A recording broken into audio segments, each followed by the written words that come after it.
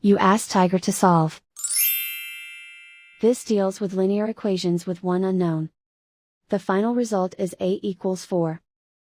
Let's solve it step by step. Simplify the expression. Simplify the arithmetic.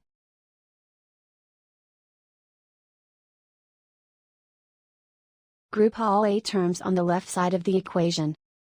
Add 10a to both sides. Group like terms. Simplify the arithmetic. Group like terms. Simplify the arithmetic. Group all constants on the right side of the equation. Add 20 to both sides. Simplify the arithmetic.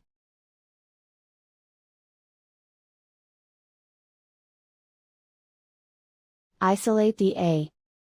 Divide both sides by -2. Cancel out the negatives. Simplify the fraction. Cancel out the negatives.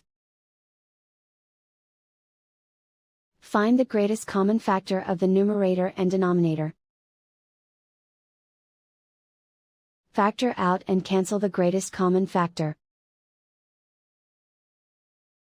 And so the final result is a equals 4.